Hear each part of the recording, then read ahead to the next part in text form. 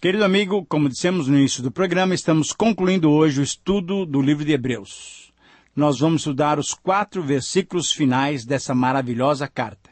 O texto é Hebreus 13, 22, 23, 24 e 25. Nesse texto, o autor, que desconhecemos, se despede dos seus leitores, desejando sobre eles a graça de Deus, o melhor desejo, a melhor oração que podemos fazer em favor dos nossos irmãos. Ainda nesse texto, percebemos que o autor pediu a aceitação deles, da exortação que ele mandava para a comunidade hebraica. Ele pede que eles aceitem essa exortação, esse encorajamento e esse estímulo que ele lhes transmitia através desse escrito. E aí depois ele encerra a carta com notícias e saudações de outros irmãos. Dessa forma, então, mais uma vez, ele manifestou o seu coração pastoral e demonstrou a comunhão cristã que deve ocorrer nos nossos relacionamentos. Assim, o título que eu sugiro para esses versos finais de Hebreus é A Comunhão, a base para os relacionamentos cristãos. Eu repito, o texto de Hebreus 13, 22 a 25 tem como título A Comunhão, a base para os relacionamentos cristãos. Através de toda a Bíblia, a santificação tem sido um elemento essencial na relação entre Deus e o seu povo. Essa qualidade de ser separado do pecado é uma característica fundamental da santidade de Deus, que tem que ser desenvolvida como parte do caráter dos seus filhos. Ficou claro nessa parte final do livro, na parte prática dessas palavras inspiradas, que a nossa comunhão com Deus só acontecerá se tivermos uma vida santa, uma vida pura, uma vida purificada pelo sangue de Jesus Cristo, e não pelo sangue dos animais, que, na verdade, não podem remover o pecado. Então, uma vez que temos a possibilidade e o privilégio de entrarmos na presença de Deus pelo novo e vivo caminho que Jesus abriu para nós, conforme já estudamos em capítulo 10, versículos 19 a 20, a implicação prática dessa bênção de podermos entrar santificados na presença de Deus, a implicação dessa bênção atinge aqueles que estão ao nosso redor. Veja bem, não temos comunhão com Deus apenas para curtir uma alegria indizível ou para uma satisfação egoísta. Não, de jeito nenhum. Temos comunhão com Deus para compartilhá-la com outros irmãos, para compartilhá-la com aqueles que estão correndo conosco a carreira cristã. Nós estamos correndo, mas estamos querendo que todos nós consigamos chegar à linha de chegada e vencer. Todos nós queremos vencer essa corrida cristã. Depois, então, de observar a importância da santificação, através de toda essa exposição do livro, consideraremos, nesses versos finais, a prática do próprio autor, da recomendação que ele mesmo fez, isso é, de desenvolvermos a comunhão cristã. Porém, querido amigo, deixe-me recordar algo com você. Conforme o Salmo 15, o alvo principal de todo ser humano, de todas as pessoas, é ter comunhão com Deus. Na verdade, nós buscamos isso. Mas, infelizmente, como temos visto, nem todos usufruirão da bênção da presença de Deus. O salmista assim se expressa: Quem, Senhor, habitará no teu tabernáculo? Conforme Salmo 15, 1. E a resposta a esse questionamento é muito específico. Somente as pessoas que desejam, acima de tudo, estar com Deus usufruem desta possibilidade. Habitar no tabernáculo do Senhor, estar continuamente na presença de Deus. Para essas pessoas, Deus está sempre ao seu alcance, dando-lhes comunhão, proteção e vitória. Mas é inegável, querido amigo, nessa carta aos Hebreus, que essa comunhão com Deus só pode ser através da santificação. Essa comunhão com Deus tem como implicação prática o desenvolvimento da comunhão com os nossos irmãos, o desenvolvimento da comunhão fraternal. Uma vez que temos o privilégio de entrarmos na presença de Deus, santificados, e ter comunhão com Ele, pelo sangue de Jesus, temos o dever de repartir esse privilégio com a família da fé. O que o autor dessa carta faz nesses versos finais é exatamente isso. Ele pratica o que ensinou. E por isso, então, podemos dizer que o princípio aplicável extraído desse texto pode ser visto na seguinte frase: somente quando reconhecemos o valor da comunhão cristã, os nossos relacionamentos são edificantes. Eu repito, esse é o desafio, esse é o princípio que esses versículos nos propõem. Essa é a prática que queremos que você e cada uma das nossas comunidades coloque em evidência, vivencie no seu dia a dia. Eu repito então o princípio. Somente quando reconhecemos o valor da comunhão cristã, os nossos relacionamentos são edificantes. Nesse texto, nós vamos encontrar 7 características da comunhão cristã que dão sustentação aos nossos relacionamentos. Mas, antes de detalharmos essas características, vamos observar as palavras do texto bíblico para que sempre tenhamos a Bíblia, a Palavra de Deus, como base para as nossas reflexões.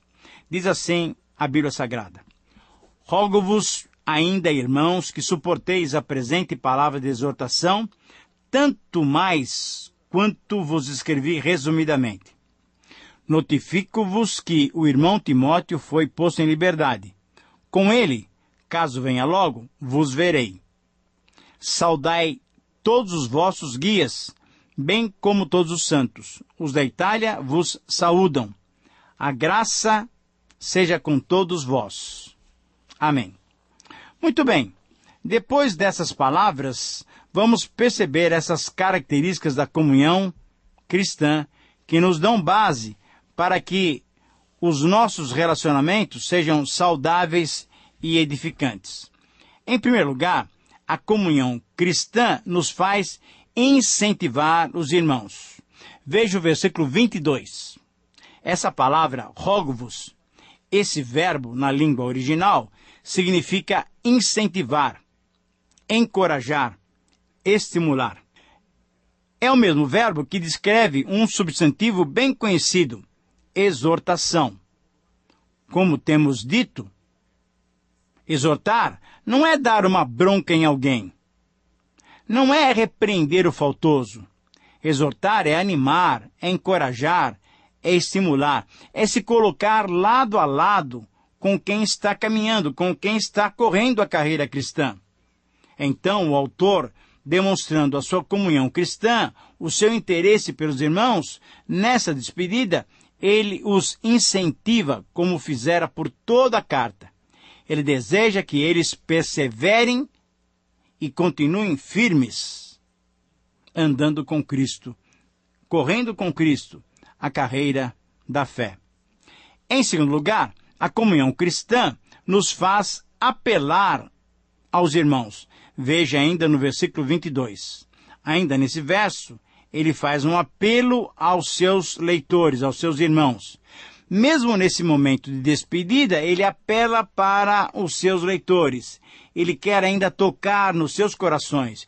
E o apelo é para que dessem atenção às suas palavras, isto é, ele apelou para que eles considerassem o que ele apresentou até agora como argumento firme e seguro argumento que demonstrava o valor que temos em Jesus Cristo. Todo o Antigo Testamento passou, a lei passou, a época das exigências pesadas passou. Então, deveriam considerar que agora, pela graça, poderiam e deveriam viver somente para a glória de Deus. Agora, isso só poderia acontecer se eles considerassem, se eles estivessem animados em prosseguir firme na nova aliança, nessa aliança maravilhosa, estabelecida no sangue de Jesus Cristo.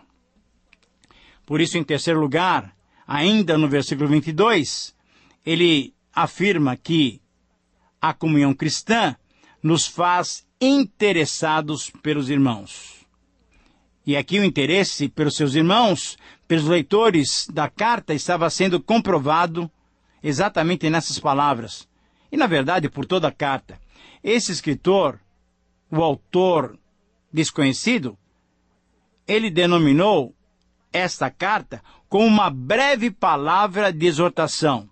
Ele a chamou, todo esse material que ele escreveu, como uma breve palavra de exortação. Por quê? Porque ele tem escrito resumidamente para eles. É essa colocação que ele faz no finalzinho do versículo 22. Agora, essa colocação, feita pelo autor, nos faz imaginar o seguinte: que tamanho teria tido esse livro se ele não fosse resumido? Teríamos o quê? Quantos capítulos? 20, 30, 40, 50 capítulos?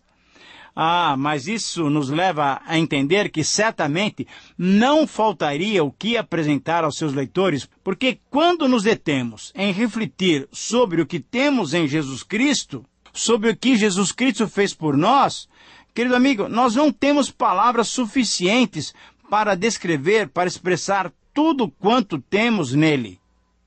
Tudo quanto temos no nosso Senhor que nos amou e se entregou por nós. Sim, o interesse do autor desta carta pelos seus irmãos hebreus estava plenamente comprovado. Será que nós temos tido esse interesse pelos irmãos? Nos dias de hoje, com tantas facilidades tecnológicas de comunicação, temos usado esses meios para nos estimularmos uns aos outros? O telefone, o celular, os torpedos, o e-mail, todos esses são meios que os dias de hoje nos possibilitam para cumprir essa tarefa de nos encorajarmos mutuamente, de nos estimularmos mutuamente. Será que temos usado esses recursos para nos desenvolvermos na carreira cristã? Essa é uma pergunta que temos que responder. A comunhão cristã, em quarto lugar, nos faz informar os irmãos. Veja o versículo 23. A informação é uma maneira de desenvolvermos a comunhão cristã. Além de compartilhar com seus leitores a maneira correta de desenvolver a maturidade cristã e não se desviarem do que já tinham alcançado em Jesus Cristo, o autor queria informá-los também dos acontecimentos mais recentes. E nesse verso, ele informa os seus leitores que Timóteo tinha sido libertado, tinha sido colocado em liberdade. Mas também lhes comunica que voltaria a vê-los na companhia de Timóteo, se ele fosse ter com ele bem rapidamente. Agora, essa certamente era uma notícia que servia para o encorajamento dos seus leitores. Aí você poderia me perguntar, mas como uma informação de que alguém foi libertado pode encorajar alguém na vida cristã?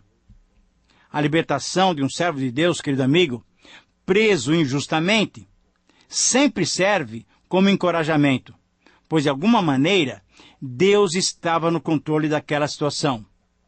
Muitos deles que sofriam medo das perseguições e dos possíveis aprisionamentos, com uma notícia dessas da libertação de um homem de Deus, certamente eles estariam encorajados a continuarem firmes e perseverantes, sem retrocederem na sua carreira cristã.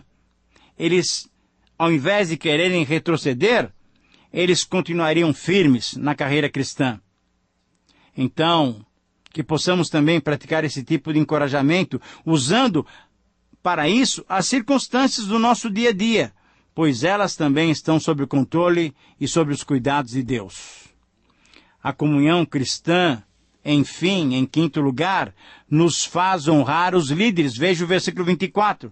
Novamente o autor dessa carta nos chama a atenção para a maneira pela qual devemos tratar os nossos líderes. Tanto no versículo 7 e 17, a recomendação agora é para que nos submetamos aos líderes, facilitando o seu trabalho ministerial, para que eles ministrem com alegria, com contentamento. Essa é a maneira pela qual nós vamos desenvolver a nossa comunhão cristã. Em sexto lugar, no versículo 24, a comunhão cristã nos faz mútuos com os nossos irmãos. Veja bem o que diz o versículo 24.